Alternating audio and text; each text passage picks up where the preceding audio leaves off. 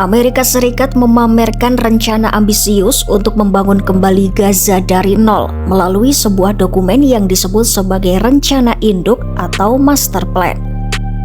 Rencana ini digambarkan sebagai upaya menciptakan Gaza baru, menyusul kehancuran besar yang dialami wilayah Palestina itu akibat perang berkepanjangan.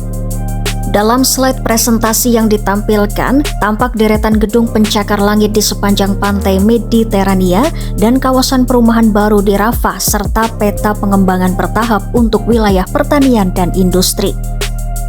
Seluruh proyek ini dirancang untuk menampung sekitar 2,1 juta penduduk Gaza. Dokumen tersebut dipresentasikan dalam sebuah upacara penandatanganan di Forum Ekonomi Dunia di Davos bersamaan dengan peluncuran Dewan Perdamaian baru yang dibentuk Presiden AS Donald Trump. Dewan ini diberi mandat untuk mengakhiri perang 2 tahun antara Israel dan Hamas sekaligus mengawasi proses rekonstruksi Gaza.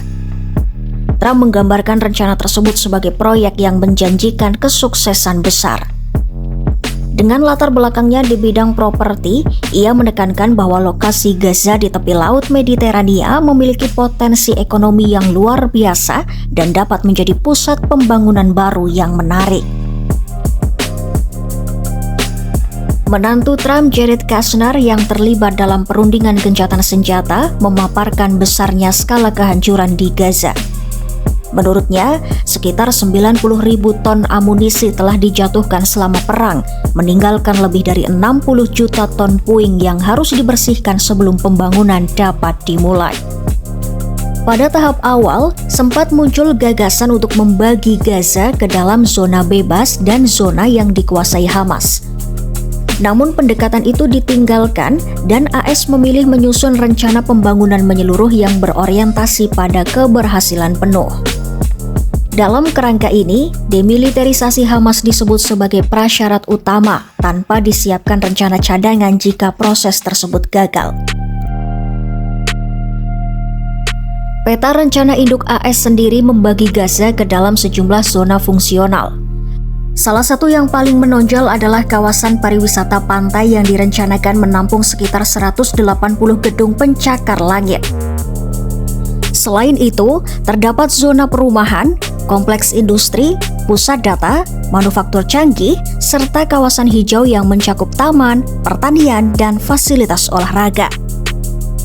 Rencana ini juga mencakup pembangunan pelabuhan dan bandara baru di dekat perbatasan Mesir serta sebuah penyeberangan 3 negara di titik pertemuan perbatasan Mesir dan Israel.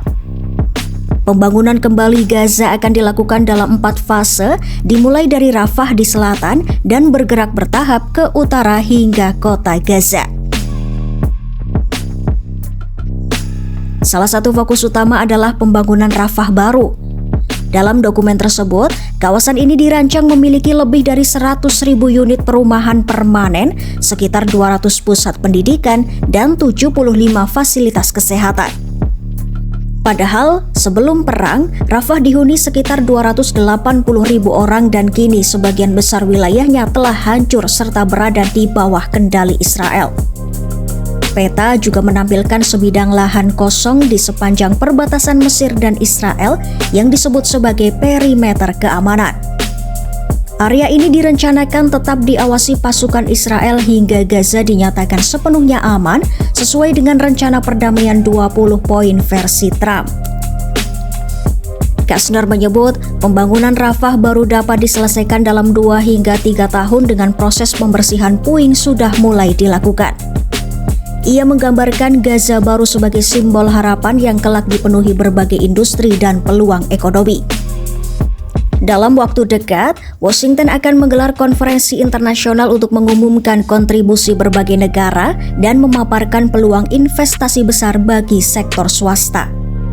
Menurut Kushner, keamanan menjadi kunci utama karena tanpa jaminan stabilitas tidak akan ada investor yang bersedia masuk.